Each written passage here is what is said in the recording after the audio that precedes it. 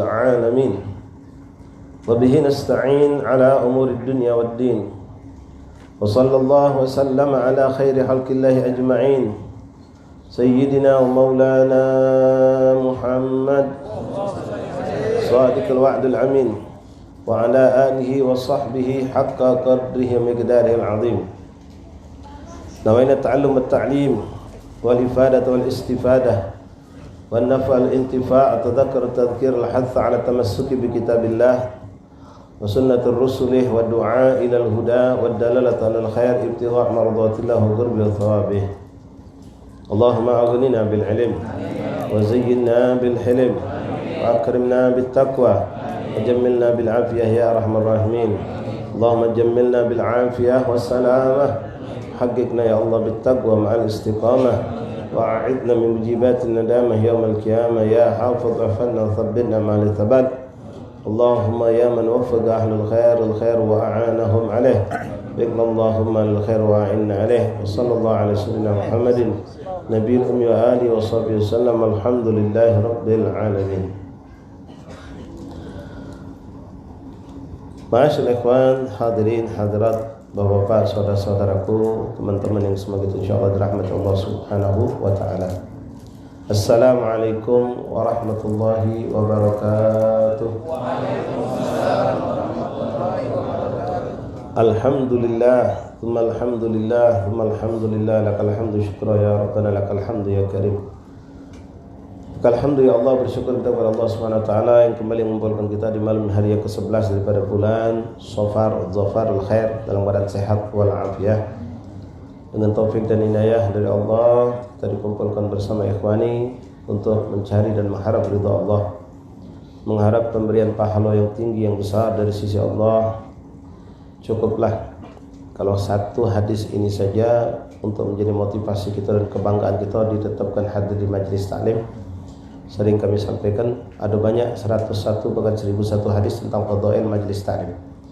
Tapi kalau satu ini saja cukuplah kita untuk berbangga dan bersyukur benar kepada Allah. Rasulullah mengatakan bahwasanya duduknya sesaat kita di majelis taklim itu lebih afdal daripada pahala orang beribadah salat 1000 rakaat. Lebih afdal daripada orang mengunjungi 1000 orang sakit. Lebih besar pahala daripada menyolatkan 1000 jenazah. Subhanallah. Dengan duduk di majelis seperti ini kita dapatkan itu, dan pasti itu hukumnya, pasti. Jangan ragu, itu ucapan Rasulullah. Karena dengan duduk di majelis seperti ini kita baca, insyaallah dapat ilmu, dapat pengetahuan, tahu tentang yang baik dan yang buruk, tahu jalan yang hak sama yang batil, tahu halal dan haram, tahu bagaimana ibadah yang baik dan ibadah yang buruk di sisi Allah Subhanahu wa taala. Sedangkan salat itu pahala yang besar, mengunjungi orang sakit itu pahala yang besar, menyolatkan satu jenazah itu pahalanya bagaikan satu gunung Uhud diberikan Allah. Ini duduk seperti ini kita dapat pahala lebih afdal, bukan sama kata lebih afdal. Yang Ustaz maksud ya bukan majelis ini saja, majelis siapapun asatidz yang akan hadir itu sama. Tadi maghrib ya antum hadir majelis kita dapatkan itu, dan sekarang kita dapatkan lagi. Belum lagi istighfar dari semua hewan-hewan yang ada, malaikat Allah memintakan ampun dosa buat kita, ampunan dosa untuk kita. Dan kita berharap mudah-mudahan ya Allah jadikan istiqomah buat kita, ikhlas kita menjalankan ini semua, dan kita diberikan manfaat oleh Allah, dapat menyerap ilmu dan mengamalkan pada kehidupan kita, bahkan kita bisa turun kepada anak keturunan kita, pada orang yang kita cintai insyaallah taala. Dan insyaallah ya Rabb kita yakin dan minta kepada Allah mudah-mudahan ini kumpulan ini menjadi gembiraan buat baginda Rasulullah, kebanggaan dan kegembiraan buat beliau Rasulullah dan para salafun salihun, dan untuk orang tua kita yang hidup atau yang wafat menjadi keberuntungan buat mereka. Dan mudah-mudahan dengan majelis ini pula kita akan mendapatkan husnul khatimah insyaallah. Amin ya rabbal alamin. Ma'asyiral ikhwan rahimakumullah, kita lanjutkan pembahasan kita dari kitab Risalatul Ma'awanah. Saya minta maaf pada pertemuan kemarin saya tidak bisa hadir, yang ingat memang kemarin kondisi tubuh agak kurang fit dari perjalanan, tapi alhamdulillah majelis diisi oleh Ustaz Hasan bin Husain Madhid, dan mudah-mudahan antum juga bisa istiqamah bersama beliau insyaallah. Ikhwani rahimakumullah, mari kita lanjutkan yang punya kitab silakan dibuka. Masih pembahasan nasihat dari Imam Haddad untuk kita hidup menjaga diri dari sifat kecerobohan, itu dalam masalah halal dan haram. Dididik oleh Rasulullah, dididik oleh syariat kita untuk memiliki sifat warok, menjaga diri berhati-hati. Lindungi diri kita dari segala perkara yang haram dan juga lindungi diri kita dari segala bentuk yang syubhat hukumnya. Syubhat kita semua paham insyaallah, yaitu suatu yang tidak jelas halal haramnya. Itu harus kita jauhi. Karena kalau orang sudah senang dengan yang syubhat, dia akan terjerumus kepada yang haram, tidak jauh. Karena posisi syubhat itu sudah di pinggir. Yang seperti Rasulullah mengatakan seperti di perbatasan. Kalau orang itu sudah dekat dengan perbatasan, maka satu langkah dia tergelincir, dia akan masuk ke dalam jurang yang diharamkan oleh Allah Subhanahu wa taala. Nah, untuk menjadikan jelas halal dan haram itu jelas kata Rasulullah, innal halal, ya, Rasulullah mengatakan bayyinun innal halalu bayyin wal haramu bayyin. Yang halal itu jelas, yang haram itu jelas. Wa ma bainahuma umurun mutasyabihat, dan antara keduanya itu yang remeng-remeng, yang harus kamu hati-hati. Orang yang mendekati syubhat itu sama seperti penggembala kambing kata Rasulullah, yang membawa kambingnya untuk makan rumput tapi di perbatasan negeri orang lain, di perbatasan kebun orang lain. Dia membawa kambingnya untuk makan di situ. Maka kalau sudah kambing itu mendekati perbatasan tadi, bukan rumput miliknya, rumput tetangganya pun dimakan oleh kambing tadi. Artinya kalau sudah ngempet kepada syubhat, maka yang haram pun bakal kita pakai, bakal kita gunakan, bakal kita ambil. Na'udzubillah min dzalik. Kemarin Ustaz Hasan menyambung pelajaran kita ya, membaca dari beberapa itu hadat, mengingatkan tentang perkara sumber rezeki yang kita dapatkan. Hendaklah kita mencari rezeki yang halal, yang benar-benar halal. Baru contoh kami hadat di sini mengenai perdagangan di antaranya. Pelajari benar perdagangan itu.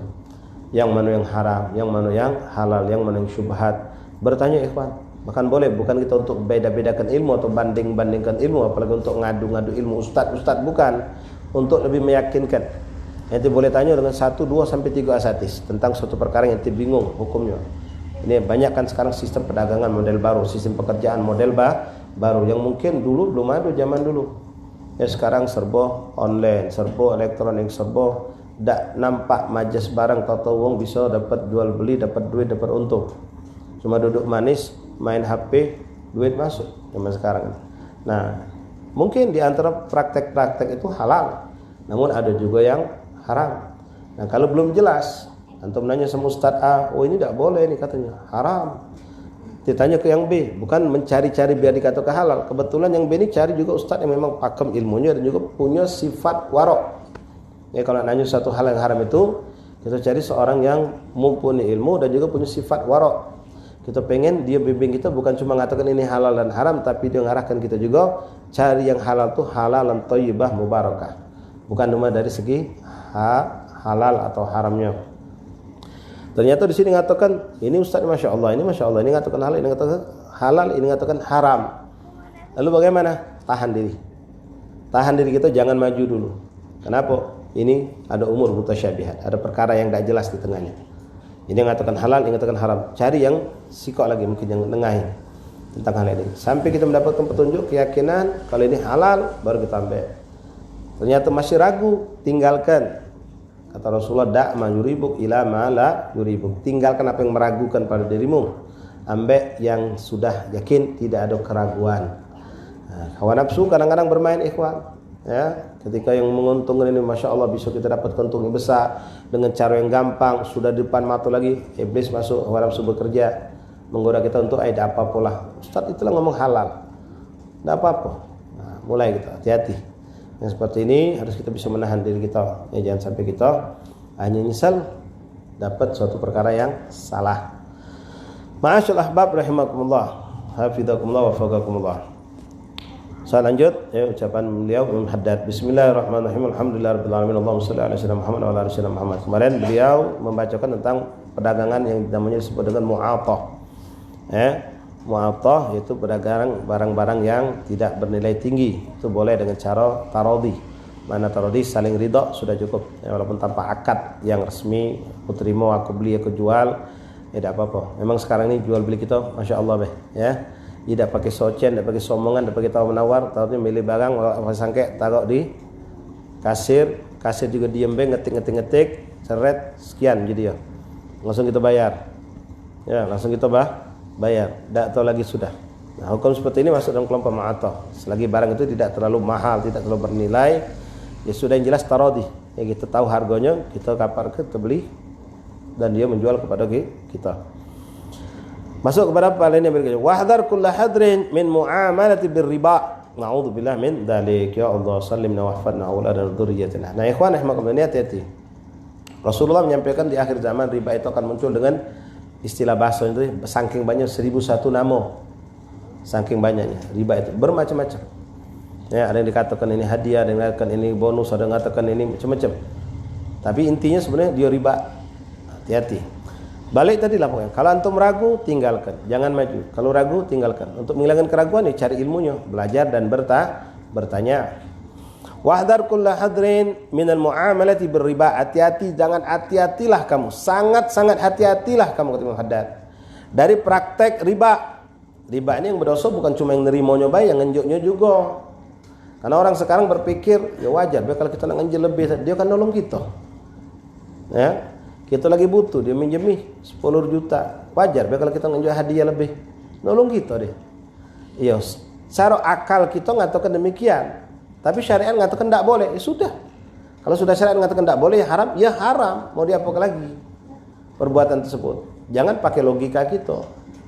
Ya kalau pakai logika kita, pakai logika ya wajar. Kalau dia minjemin 10 juta, anak malik sebenarnya sudah ngapa duit 10 juta. Kalau diputarkan, mungkin pajak jadi 15 juta.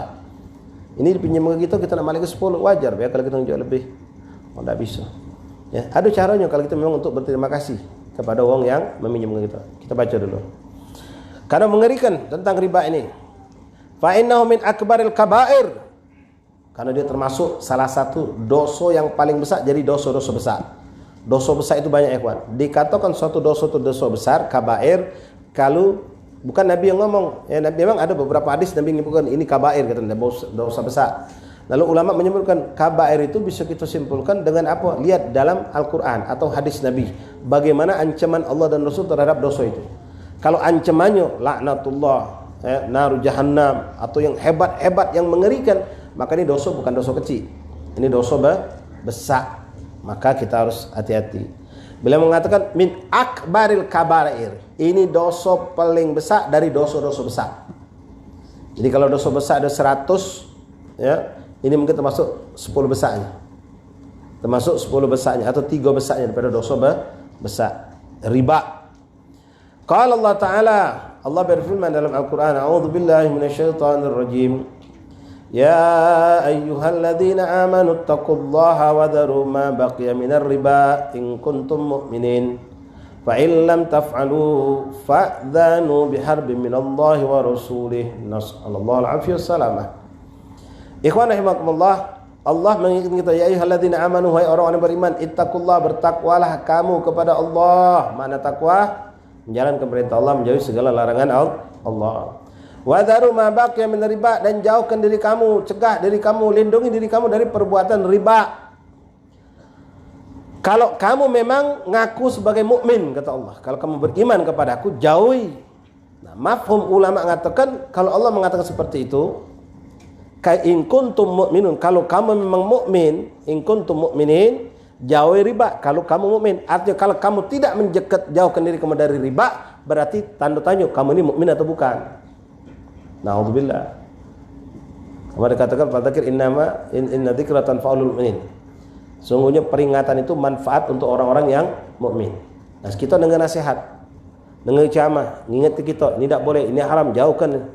Tapi kita tidak bisa ngambil manfaat dari nasihat atau teguran atau peringatan ini. Maka tanya lagi, kita ini mukmin apa bukan? Kenapa? Allah menegaskan sesungguhnya peringatan itu manfaat buat orang mukmin. Kalau peringatan tidak manfaat buat kita anggap biasa baik. Na'udzubillah, masih tanya istifham. Mukmin apa bukan kita ini? Apa munafik atau na'udzubillah yang seburuk-buruk seperti itulah. Nah, di sini Allah menegaskan, in kuntum mu'minin, kalau kamu memang mukmin, jauh itu riba. Kalau orang sudah masuk riba berarti keimanannya diragukan. Na'udzubillah min dzalik. Makanya tidak berlebihan ya, kawan. Kalau antum baca kitab-kitab salaf, ini bukan pendapat ulama dulu, tapi ilmu ini berjalan sampai sekarang. Ya. Di kitab dijelaskan, dan sebagian habaib kiai lama itu berpegang teguh dengan ini. Yang namanya bank itu, bank konvensional ya, bank yang di situ ada proses praktek riba. Itu jangankan ente langsung memang melakukan tindakan riba itu, minjem, simpan pinjam dengan cara dapat bunga, nyimpan dapat bunga atau ngembek bunganya, ya, atau ente minjem dengan menambahkan bayaran bunganya. Masuk bank itu baik. Ini pendapat ulama, ya, macam-macam. Masuk bank itu baik, itu sudah dosanya besar kata mereka. Bahkan ada yang lagi pendapat yang lebih kuat lagi mengatakan jangan ke masuk, melintas depannya berdosa. Melintas depannya berdosa. Memang pendapat beda. Ada yang mengatakan melintas tidak berdosa, masuk tidak berdosa selagi tidak ada praktek riba. Misal macam kita masuk ke dalam bank urusan mau bayar pajak, misal. Atau kita mau nukar duit atau bayar rekening apa, bayar apa misalnya baik. Itu cuma mau nabung. Nabung ini pun dengan tujuan bukan untuk ngambil bunganya. Ya awas, bunga bank itu jangan kamu sentuh, jangan kamu pakai, haram hukumnya, rusak ibadah kamu kalau kamu campurkan bunga bank dengan modal usaha kamu. Majulah kamu buruk di mata Allah. Bakal pasti ini luar biasa nih ancaman Allah di sini. Ya. Kita lanjutkan dulu ayat ini. Fa in lam taf'alu fa'dhanu biharbin minallah wa rasulih. Kalau kamu tidak lakukan menjauhkan diri kamu dari riba, maka diumumkan perang kamu sama Allah. Na'udzubillah min dzalik. Perang sama Allah dan sama Rasul kamu. Ini luar biasa. Makanya disebut akbarul kabair. Kalau Allah sampai mengatakan perang berarti musuhnya Allah itu orang. Makanya mana kita tidak dapat kemenangan kalau kita masih suka memakai uang riba. Hati-hati, riba banyak ikhwan. Minta maaf ya kalau ada yang melakukan pekerjaan ini tinggal cepat. Entah kamu gawe memang bagian itu di bank atau yang ini koperasi-koperasi yang beliling ini, termasuk juga penggadaian itu banyak sekali proses ribanya, jelas-jelas. Ya, terjerit gitu. Ya, terjerit pula. Na'udzubillah min dzalik. Jangan dianggap sepele itu. Allah mengiklankan perang. Quran ini. Fa'dhan biharbin minallah wa rasulih. Umumkan. Allah mengumumkan perang terhadap orang-orang yang tidak peduli dengan masalah riba ini. Mereka masuk, mereka melakukan, mereka ngambil. Tidak boleh, kan? Haram hukumnya. Riba, minjam sekian balik lebih. Tidak boleh. Kullu dhi manfaatin, kullu gardin dawil manfaah fahuwa riba. Ini kaidahnya. Apapun bentuk pinjaman yang mana orang meminjamkan ini ngambil manfaat, apapun bentuk manfaat itu dari yang dipinjami, itu sudah hitungannya riba. Riba memang bahasanya panjang. Ulama mengatakan riba hanya berlaku pada uang, tapi sebagian ulama mengatakan tidak, bukan cuma uang, tapi bentuk apapun kemanfaatan itu juga bentuknya riba. Contoh, misal, ya. Jadi sekali lagi, ulama ada yang mengatakan riba itu hanya bentuknya uang, menganak ke duit ujung kita. Ya, minjem 10 balik 11, minjem 10 balik 10,01. 10,0001 misalnya ente minjem ke 1 juta. Ente lebih ke bayaran 1.100.000 rupiah. Nilai 100 rupiah itu. Tetap riba hukumnya, haram tetap hukumnya. Ya, nah, ulama yang lain mengatakan lebih lagi hati-hati, bukan cuma duit kata mereka, apapun bentuk kemanfaatan yang kita ambil dari orang yang kita pinjami itu riba. Misal, ya, Ustaz, Nyambi Bikram punya anak kecil, sekolah di Arabia, misal, Ustaz kebetulan pekerjaan gawe Ustaz selalu lewat sekolah Arabia situ, selalu lewat sekolah Arabia Ustaz gawe di daerah Iba sana, misal. Ustaz minjem duit sama beliau. Dia Bikram, ada duit dah. Ngapa untuk apa? Ana butuh nih. Berapa butuh? 10 juta. Balik ke? Ya 10 tu lah, tak ada lebih, kan haram. Berat beliau ni sebenarnya. 10 tu kalau diputar ke bagi pedagang yang pintar, sebulan pajak jadi 15 mungkin. Ya. Balik ke kapan? Ya paling cepat 3 bulan lagi. No, 3 bulan lagi pula. Cuma beliau tahu, ini kalau ngambil faedah, nambah ke duit, haram hukumnya. Nak ngomong, nak minjemi beliau punya, nak minjemi sebenarnya berat. Akhirnya beliau ngomong ini, ngambil manfaat sedikit jadilah juang.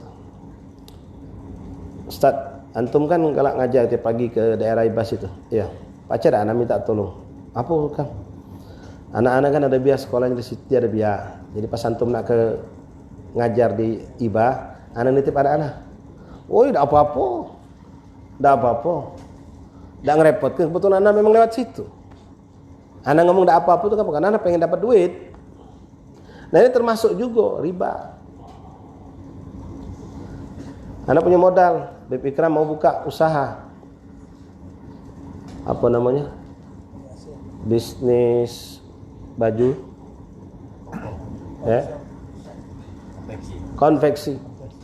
Anak pedagang dasar, dasar. Jadi beliau nak minjem duit. Ngapa Kang? Minjem duit Ustaz. Itu apa? No, nak nyambut bulan Maulid nak buat baju koko. Bulan Maulid nak pengen buat baju koko, dia punya konveksi. Mau bikin, mau jualan. Wah, ini minjem berapa? 10 kalau bagi anak itu jadi pedagang bisa jadi duit lebih itu. Kapan balik ke? Ya habis Maulid lah Ustaz, 2 bulan lagi. Tak dipinjami mak mana, dipinjami mana. Hanya anak kasih syarat, ya sudah. Anak pinjam 10 ente. Ente balik ke 10, cuma anak minta tolong itu saling tolong lah kita nih. Yo ngapa Ustaz? Kalau ente nak buat baju koko, ngembek dasar jangan sama orang lain, sama aku Harga sama orang lain. Ikram ngomong, wah anak sudah punya langganan sama orang lain Ustaz. Mungkin dia takut ngomong gitu, ngapa? Bakal aja jadi anak minjemin duit. Itu pun termasuk. Termasuk. Hati-hati. Ya, tiba ini. Ngeri ya Pak. Banyak sekali model, kadang diganti dengan judulnya uang ini, uang itu, macam-macam. Enggak, kita harus keluar nambah lebih. Hati-hati, na'udzubillah min dzalik. Hati-hati ikhwan, wallahi ikhwan, yang punya utang piutang dengan riba, kadang-kadang kita sedih. Kamu punya utang cuma sedikit, tapi kamu punya utang banyak gara-gara riba tadi itu. Sampai menggadai, walaupun tanpa agunan. Ustaz, tapi tidak pakai jaminan Ustaz, gitu dikasih. Ya memang itulah cara mereka. Salah satu cara mereka untuk merayu kita biar kita mau ngambil, dikasih yang paling lunak. Tidak usah pakai agunan Pak, cukup KTP sama kakak. Bapak tak bisa datang, kami yang datang. Wah, macam-macam caranya. Ya, minjem berapa kita tunjuknya lunak. Pokoknya segala macam lah cara. Tapi jelas, pokoknya di situ ada suatu kelebihan duit, maka itu haram. Kalau bahasanya memang panjang ikhwan, zaman sekarang nih. Hati-hati jangan kamu beladas dengan pakai kartu kredit. Kartu kredit itu. Kartu kredit tidak kasih bunganya Ustaz. Ya hati-hati. Yang kalian tes cuma sekedar batas hukum fikih, ya. Kan kartu kredit Ustaz, Anda tidak paham ya. Minta maaf, ya. Kartu kredit untuk belanja itu, ya. Kita kan tidak ada bunganya kesannya. Ya, tapi nanti ada bayar administrasi barangkali uang kartunya atau itu katakanlah sudah. Nah, inti harus berpikir juga.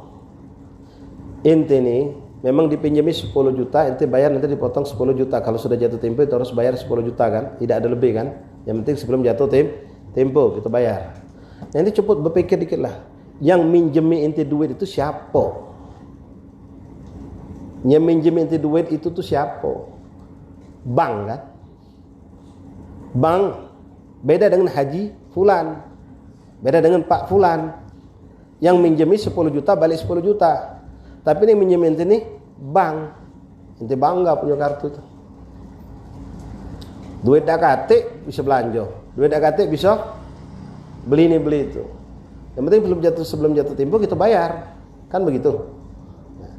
Katakanlah secara hukum fikih, ya tadi saya katakan, tanyalah sama ulama fikih yang punya sifat wara. Secara fikih sah-sah baik mungkin. Tidak ada bunganya itu. Tapi kalian tidak diajak berpikir lagi, yang minjem ini siapa? Bank. Kalau orang yang punya sifat wara, mundur dia. Tidak mau. Biarlah pakai biasa baik. Kata.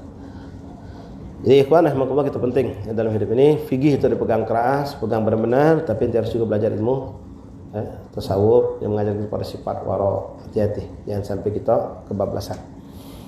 Karena di sini mengerikan. Allah mengatakan perang, mengumumkan perang bagi orang yang.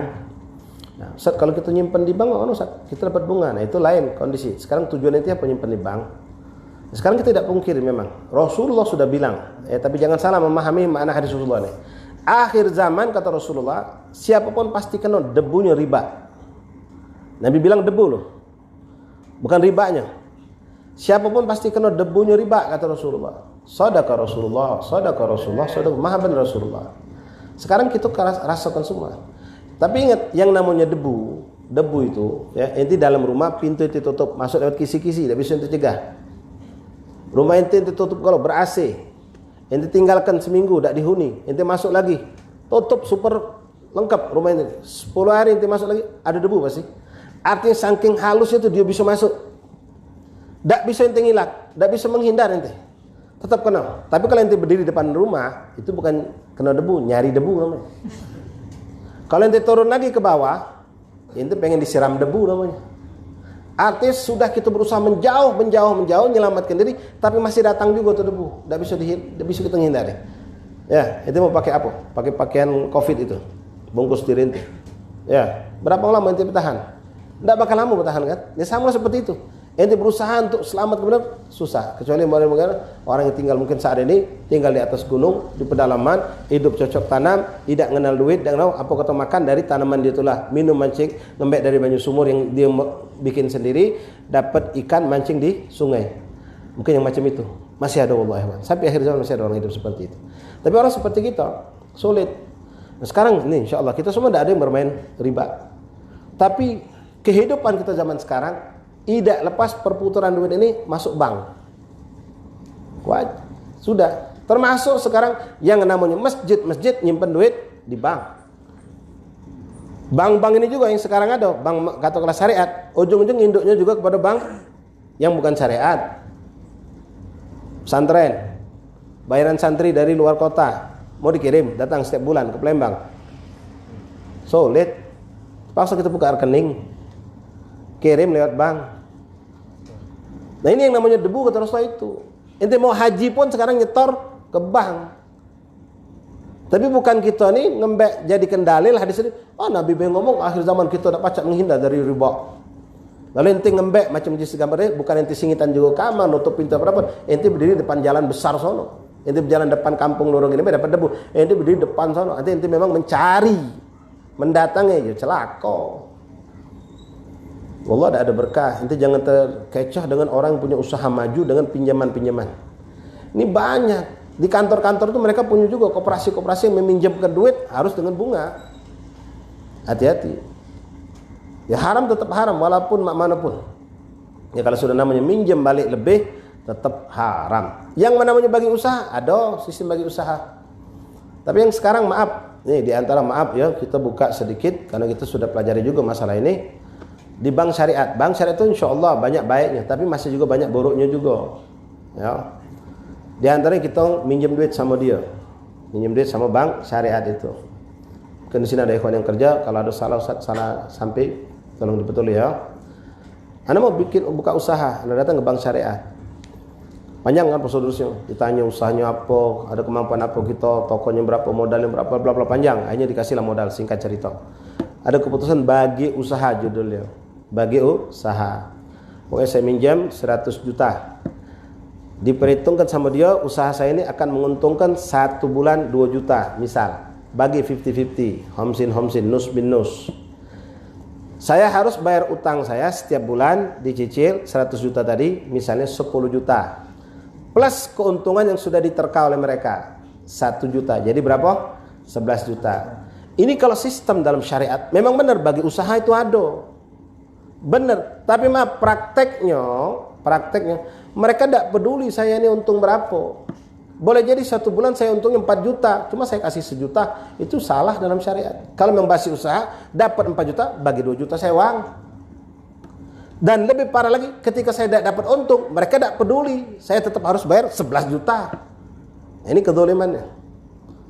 Saya bilang saya nggak dapat untung, bahkan saya rugi sekarang ini. Tidak peduli. Pokoknya 11 juta bayar tiap bulan.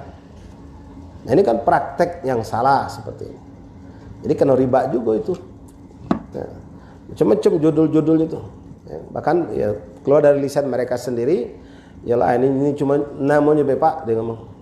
Sebenarnya prakteknya sama baik kami ini. Ada yang sampai ngomong macam itu. Tapi sekali lagi ikhwan, bank syariah yang ada ini alhamdulillah sudah ada ya usaha untuk menjadikan kita ini lebih selamat ya. Caranya sekarang ya kita bantu. Ente mau buka rekening, bukalah bank syariat. Buka bank syariat. Mudah-mudahan ke depan ya sekarang mungkin baru 30% menjalankan syariat. Mudah-mudahan setelah mereka kuat, lebih kuat lagi bisa maju sampai 40%, 70% dan mungkin entah wallahu alam 20 tahun ke depankah bank syariat itu akan benar-benar menjadi syariat wallahu alam. Tapi berkat 20 tahun nanti itu jadi bank syariat, berkat sekarang ente bantu. Sekarang ini kita bantu untuk menguatkan perekonomian bank syariat itu. Dengan kita nabung di situ. Bukan nabung di bank yang Tapi Pak ya Ustaz, itu nih kalau bank berlah bank apa yang memang paling gampang, paling cepat, paling kami. Ujung hutan bentenmu ada ATM-nya. Ya, bank konvensional jenis yang itu tuh. Ya. Jero hutan bentenmu ATM-nya ada. Tapi ke bank muamalat misalnya, bank syariah yang syariah nyai juga kota lagi sagu kadang-kadang. Ya, kalau kita nak bisnis sama uang, nanya bank apa kok? Wah, cari bank ini aja lah. Wah, suruh kita belok tuh. Sabar. Sabar. Jadi kita sekarang berusaha ya untuk tunjukkan kalau kita punya etikat untuk lari dari riba. Jadi yang dikatakan Rasulullah tadi, akhir zaman kita pasti kena debu. Ya mau ada debu. Kadang orang dagang jual beli. Ya, jual beli sekarang pesan barang, kirim duit. Nanti sekarang online sekarang nih. Ya rata-rata duit transfer di bank, semuanya transfer. Nah, sekarang bagaimana solusi kita memanfaatkan duit bunga? Ya duit bunga. Bunga bank itu haram. Dan ingat, jangan salah kaprah. Ini memang aqwal ulama panjang. Ya. Ada yang sampai mengatakan duit bunga, duit riba, ya, entah lewat bankah, entah lewat pribadi secara pribadi, itu duit itu tidak boleh dimanfaatkan untuk apapun, cuma solusinya dibakar atau dibuang di laut. Itu pendapat ulama. Sampailah muncul ada solusi yang sedikit memberikan manfaat untuk kita. Duit bunga bank bisa dimanfaatkan tapi untuk kemaslahatan uang banyak. Bukan kemaslahatan pribadi. Ingat. Untuk kemaslahatan orang banyak. Misalnya jalan kita sudah banyak rusak, bolong-bolong, jembatan sudah nak rubuh. Kumpul ke duit bunga. Ya Allah. Beli semen, beli apa. Nah, nanti dipisahkan lagi oleh ulama. Untuk upah tukang cari duit yang bukan bunga. Ada yang mengatakan tidak apa-apa pakai duit itu juga. Karena untuk tukang ini duit itu menjadi halal buat dia. Macam maaf, orang habis berjudi. Selesai berjudi di daerah mana, datang ke pasar Kuto, beli daging sama ente.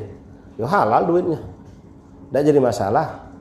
Ya, ente bekerja, ente dikasih uang, ente bangunin rumah, misalnya bangun rumah uang, berdandan seorang tukang. Ente tahu benar, ente melok bos ente, gawe tukang rumah uang. Yang punya rumah bandar. Ya bandar, misalnya bandar narkoba, tahu dan kita. Dia bayar upah kita kerja. Ya halal buat kita. Tidak jadi masalah. Cuma masalah nanti balik keberkahan atau berkah atau tidak. Di situ mungkin keberkahannya kurang. Tapi kalau halalnya halal. Nah seperti tadi juga. Kalau kita bisa gunakan duit riba untuk jalan, untuk lampu jalan, untuk apalah yang sifatnya kemaslahatan umum. Artinya muslim kafir bisa memanfaatkannya. Itu solusinya digunakan. Tapi bukan untuk pribadi. Kalau kepentingan pribadi tidak boleh. Ada duit riba yang dibayar buat bayar pajak. Ya, kebetulan nanti tangkap polisi. Misal, nanti harus tebus sekian, nanti pakai duit bunga. Tidak boleh, itu pribadi nanti. Tidak bisa. Tidak boleh. Hati-hati ikhwan rahimakumullah. Nah, memanfaatkan seperti ini boleh, tapi afdhalnya tadi kalau wong yang begawinya kalau ada duit yang bukan riba kita tunjukkan upahnya. Namun sebagian orang mengatakan upahnya pun dari duit itu tidak apa-apa. Namun kesan tadi seperti tadi, duit itu nyampe ke mereka jadi halal hukumnya. Karena duitnya duit, itulah duit tadi. Nah, ikhwan rahimakumullah, hafizakumullah. Ini ada satu kesalahan yang dilakukan oleh sebagian ikhwan. Mereka kalau ada acara-acara misalnya tahun baru atau acara, bahkan ini sudah dibikin juga di acara maulid kadang-kadang. Ya, kita kurang cocok sebetulnya. Apa? Bakar percon. Percon kembang api yang mahal itu. Ya, sekali bakar tuh berdentum puluhan juta bisa. Uji kita, wih, mubazir duit kamu ini. Wong fakir masih banyak. Oh Ustaz, ini bukan duit bersih, duit kotor. Duit kotor apa? Duit bunga yang kami bakar nih. Emang punya kau duit bunga tuh? Kau bakar izin dari siapa? Emang tidak ada yang manfaat untuk lain apa? Ulama sudah ngasih solusi, manfaatkan untuk kemaslahatan umat. Ini maslahatan apa? Ini kadang-kadang begitu dalilnya mereka. Ini duit bunga yang kami bakar Ustaz. Bukan milik kau. Duit bunga tidak boleh dimiliki untuk kepentingan pribadi. Tapi untuk kemaslahatan umum. Itu maslahatnya apa? Ya, buat orang jantungan mati ngejut boleh jadi. Jangan ladas main percon itu. Ya. Itu jedal ada orang jantungan. Sian sudah jantungan mengap bawa rumah sakit di Covid kan pula. Ya, musibah itu. Jadi hati-hati. Ikhwan ya, hati-hati. Nah, adapun kredit, ya bayaran kredit motor, kredit mobil, KPR, rumah, itu tidak ada riba, bisa jadi tidak ada praktek riba, halal, apalagi kalau memang yang butuh benar. Kenapa halal di situ? Karena kita tadi Ya, harga rumah tadi sudah tahu berapa, DP-nya berapa, sisanya ditetak jadi 10 tahun. Bayar sekian. Mantap. Praktek seperti ini, paham ya? Jadi kamu ngedit motor. Motor itu kamu beli 15, katakanlah 20 juta dengan harga kredit. Kamu DP 2 juta, sisa 18. 18 tadi nanti bayar 18 bulan 1 juta. Mantap, sejuta terus. Itu enggak ada riba di situ. Tapi lecetnya KPR atau yang seperti tadi itu tidak boleh ente ambil kecuali darurat ya. Kalau ente cuma nak pengen belagak motor, ganti motor biasa Supra jadi NMAX tahan kredit, tidak usah. Ya, mobil biasa nak mobil belagak mewah ada usah. Ini kebutuhan. Ya, memang logis. Ya, daripada ente hidup kontrak belasan tahun, ini kejadian benar. Dari anak lahir, dari kawin, lahir anak sampai anak ini lulus SMA. Ngontrak ngontrak sampai anak sudah dewasa lulus SMA tidak punya rumah. Padahal duit kontrakan itu sama dengan duit kalau dibayar KPR sama kurang lebih. Sebulan 600 misal zaman dulu. Nah, seperti ini boleh, cuma ya rusaknya situ kita ketika akadnya itu inti harus buat perjanjian dan menandatangani seandainya saya terlambat bayar. Ini yang di luar KPR lewat bank syariat ya. Kalau yang bank syariat saya sering bertanya sama teman kita, insya Allah tidak seperti itu. Dia punya solusi-solusi yang tidak langsung nyebat uang dengan bunga. Tapi di situ kalau yang biasa kredit di leasing itu, ya motor, mobil ataupun rumah yang KPR yang bukan bank syariat itu, ente kalau terlambat sehari kena bunga sekian. Walaupun belum tentu terjadi. Cuma ente harus sudah nandatangani dari awal. Dari awal ente sebelum ngambil, ente harus menandatangani bahwasanya kalau seandainya terlambat bayar bulanan maka saya akan dikenakan bunga sekian. Siap seakan-akan kamu. Artinya praktek riba siap. Nah itu lebih parah lagi. Na'udzubillah min dzalik, ketika yang tidak mampu bayarnya, duit hilang, rumah lepas. Nah ini kedzaliman yang nyata. Walaupun insya Allah tidak bakal terjadi Ustaz. Anak jago itu. Pokoknya anak harus bayar terus setiap bulan. Anak usahakan. Iya, cuma di situ tadi nah kita terjebaknya. Nah yang macam ini ya itulah tadi kondisi yang kita alhamdulillah belum terjadi riba. Belum terjadi suatu kemaksiatan. Cuma kita harus istighfar, ya kita baca itu tidak ada niat. Nanda tangan itu lepaskan dari niat itu. Jadi ketika kamu nanda tangani KPR tadi atau yang sifatnya perjanjian seperti tadi, ente lepaskan niat itu, ente nanda tangan tanpa niat apa-apa, tanda tangan.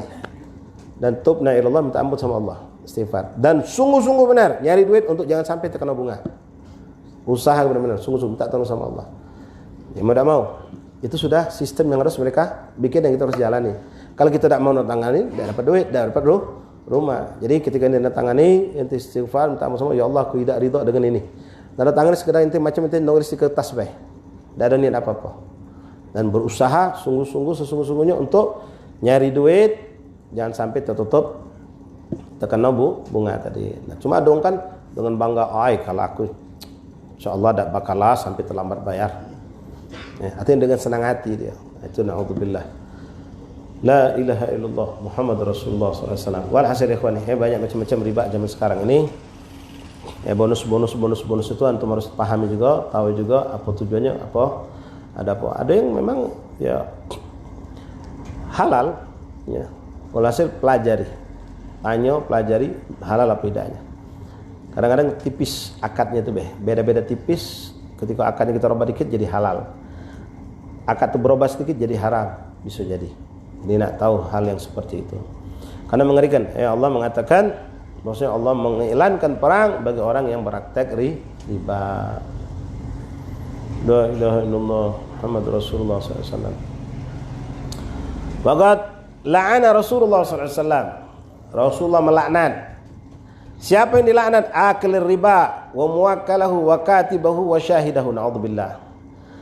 Jadi ikhwan, ya minta maaf kalau antum ada yang kerja di bank-bank konvensional itu dari sekarang pasang tekad bulat untuk hijrah, minta tolong sama Allah dan berusaha, insya Allah Allah kasih pertolongan untuk hijrah. Kenapa ini ngeri? Tadi udah cukup sebenarnya dengan ayat tadi ya. Rasul mengatakan, Imam Haddad mengatakan dalam hadisnya, dengan sebuah hadis Rasulullah, sesungguhnya waqad la'ana Rasulullah SAW, Rasulullah melaknat siapa? Akil riba, orang yang makan riba, wa muwakkilihi, dan orang yang menjadi perantara riba itu terjadi, wa katibihi, dan orang yang mencatatnya, tukang catatnya. Itu tadi pekerja-pekerja tadi. Ya. Nah, orang gawe di bank itu sendiri pendapat ulama macam-macam beda. Ada yang mengatakan yang haram itu yang memang praktek ribanya ada. Tapi kalau tukang misalnya itu cuma dari cleaning service di bank, ada yang mengatakan tidak kena dosa, tidak ada riba hasil rezekinya. Tapi kalau yang prakteknya itu yang riba. Ada yang bagian tukang melayani tukar-tukar duit, itu enggak ada riba atau. Tapi ada yang mengatakan sama. Ada yang mengatakan sama. Kenapa? Tanpa ada mereka tidak bakal sukses pekerjaan itu. Coba di kantor dia kata tukang bersih-bersih. Bank itu bakal jalan? Tidak bakal jalan. Mekanik listrik sama. Itu bagian mekanik listrik. Anda tidak ikut, Anda bagian mekanik listriknya, misal. Ya, sekali lagi ada pendapat mengatakan tidak haram.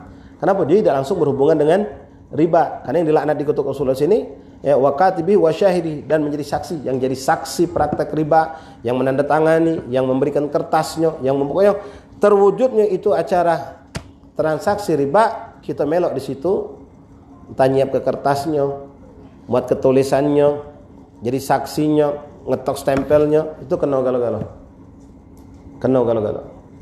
Nah, cuma tadi ada ulama yang mengatakan yang haram itu yang langsung ke praktek riba. Tapi yang kerjanya bukan di situ. Seperti tadi, bagian cleaning service-nya, ya, bagian mekanik, bagian meneriasi, bagian apalah yang sifatnya tidak langsung praktek ke situ, itu tidak kena haram. Tapi ini pendapat ulama. Nah, kalian itu punya sifat warok, ya itu tadi, niatlah dari sekarang untuk hijrah. Ya, di penggadaian juga sama, penggadaian sekarang banyaknya dolim, ya, solusi 1 jam cair jadi ya. Tapi naudzubillah min dzalik, sama semua. Hati. Insyaallah ikhwan, orang baik itu masih ada. Asal kita mau mencari. Ya. Cuma maaf juga, kita ini jadi orang baik.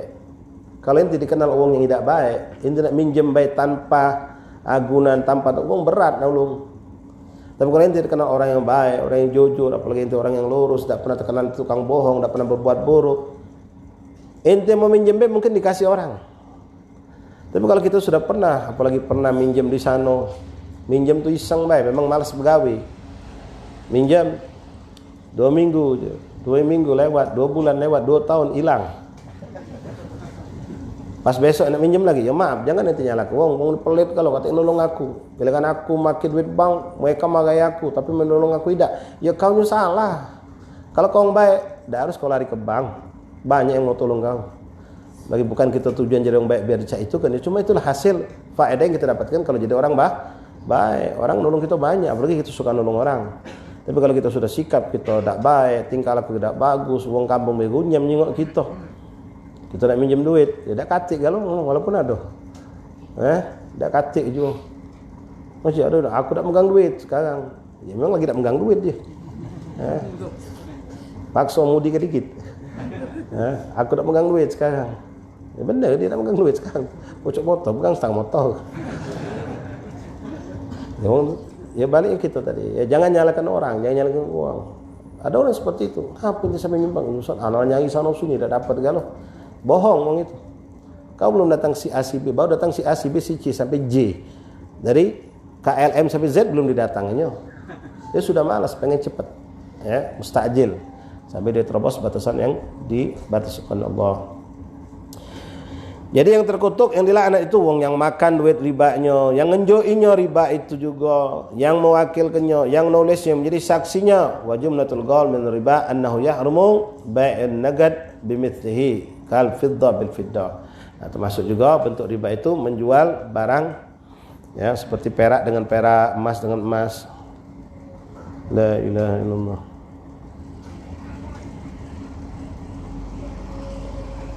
Alhamdulillah. Kal fiddah bil fiddah. Ya. Pinjam perak dengan perak. Wal hantala bin hantal biji-bijian dan biji-bijian wa ta'mat'um bimithlihi. Jadi tidak boleh kalau kita misalnya beras itu atau makanan tadi dengan kadar yang beda. Ya, kita bayar minjem sekarang. Nah, minjem itu harus minjem duit ya duit. Minjem emas ya emas. Kalau kita minjem emas sekarang 5 suku, bayarnya 10 tahun lagi. Tapi kita bayar dengan jumlah duit waktu kita beli 5 suku, sekarang mungkin katakanlah 5 juta, 10 tahun lagi lah beda gego. Jadi harus ingat minjemnya apa? Emas, balik ke emas dengan suku yang sama dengan harga yang sama. Nah, tidak boleh beda-beda. Kalau ada beda di situ bisa masuk riba. Begitupun perak, begitupun makanan. Beras, tukang dagangan beras, berasnya sama enggak? Ya, berasnya sama enggak? Kalau beras beda mutu, beda harga, beda bisa disamakan. La ilaha illallah. Illa mathalan bimithil yadan biyadin fa inna ikhtilaf an-naw' qad dhahab al-fidda wath-thamar bil hanta jaza. Tapi kalau situ ya beda jenis nian, barang yang beda nian itu boleh dengan harga dibandingkan. Misalnya kita tukar barang, kita punya emas ini ditukar dengan barang, jadi nilai berapa? Memang emas sama barang, bukan emas sama emas, bukan perak sama perak, itu diperbolehkan. Setelah diukur dinilai berapa harganya.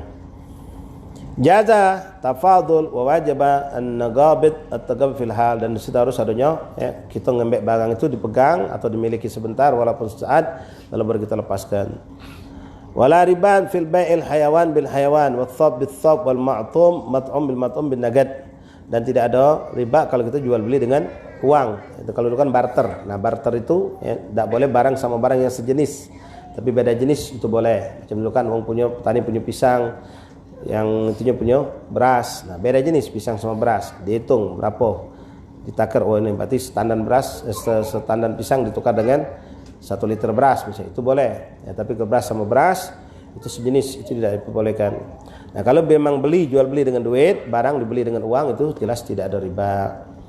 Halallahul bai' wa harrama riba. Allah menghalalkan jual beli dan mengharamkan riba. Wa iyyaka bil ihtikar wa huwa an tashtari ta'aman tut'imu ilaihi al-hajat wa tadakhiruhu biniyatil wala wallahu alam. Nah, ini hati-hati ikhwan. Ini sistem perdagangan yang dibanggakan wong dan dijalankan wong. Hati-hati kau, Rasulullah mengancam, jangan kau menimbun barang di saat wong lagi butuh. Kau timbun barang, kau beli kalau dari sulu pasar, kau simpan, kau singitkan, kau sembunyikan. Kau sudah bisa terbaca ini bulan depan bakal terjadi pancakelik, bakal terjadi suatu kekurangan bahan makan, kau kumpulkan, kau beli kalau sehingga pasar stok kosong. Lalu kita kumpulkan, pas wong lagi kebingungan, wong nyari barang atik, kita jual dengan harga mahal, haram hukumnya. Tapi kalau sistem dagang, katong dagang ke pasar, itu bagus ya, kita ngumpul ke barang, kita simpan, kaget tunggu mahal, kita jual ya. Kalau memang tidak mengambil barang-barang wong lain cuma tetap masih ada, itu lain cerita. Ini dia ngembek ya, sehingga wong kehilangan, mencari, dia sudah kimpeli kalau itu ya. Kejadian ini kan sering, setiap ada suatu peristiwa kayak kemarin tuh, Covid kemarin ya, masker sampai hilang dari pasaran, sudah hilang tahu keluarkan dia jual, gagal masker 1.500 jadi 15.000.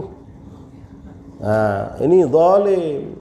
Wong lagi kesusahan, dia ngambil keuntungan di atas kesusahan wong. Haram hukumnya, tidak boleh itu. Yadakhir namanya, ya, menyimpan barang saat wong susah, disimpannya, ditariknya galau. Ini sering terjadi. Cuma itu orang cari kekayaan, bahkan orang yang seperti itu dibilang cerdas. Ini pedagang yang cerdas, tahu keadaan, ya, bisa membaca keadaan, bukan cerdas, ya. Dalam syariat itu terlaknat oleh seperti itu. Itu diharamkan dalam syariat. Jadi ketika orang lagi butuh, karena dia sudah kembali di luar dakat yang jualan, dikeluarkannya ya dengan harga yang tinggi. Orang mau tidak mau terpaksa beli. Nah, itu dilarang, diharamkan. Wallahu alam bissawab. Insyaallah kita lanjut lagi. Wa amru tsalis al-inhimak fi syahwatid dunya wa tabassut fi maldzatiha. Wallahu alam bissawab. Allah salimna wa hafadna ya karim. Mudah-mudahan Allah lindungi kita dari segala bentuk riba, segala bentuk rashwah, segala bentuk yang na'udzubillah min dzalik, yang dilaknat, dikutuk oleh Allah Subhanahu wa taala. Ya Latif. Jadi kalau kamu yang punya tabungan-tabungan, ya ada bunga-bunga bank tadi, ya wallah alam, katanya kalau kita dak ambek, dia dimanfaatkan wong untuk kepentingan yang justru menyerang Islam, katanya begitu.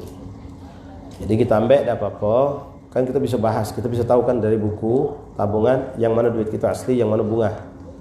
Pisahkan. Setelah pisahkan, ambil bunga itu, keluarkan, solusinya seperti tadi, gunakan untuk kemaslahatan umum. Umum itu artinya bukan jalan masuk pekarangan masjid, ya, umum artinya orang kafir, orang muslim, siapa pun boleh lewat situ, bisa mengambil manfaat. Nah, itu boleh gunakan. Ya, setelah itu bersih duit kita. Nanti sekian tahun lagi kita periksa lagi, ternyata ada lagi bunganya, keluarkan lagi, lempar ke lagi, ke jalan, buat nimbun, buat apa, tidak apa-apa. Nah, dia mengatakan makna debu yang dikatakan Rasulullah tadi, yaitu tadi uang nimbun jalan dengan duit riba, debunya terbang kena ke kita. Tadi juga yang mengatakan seperti itu. Ya, wallahu a'lam bishawab. Masya Allah.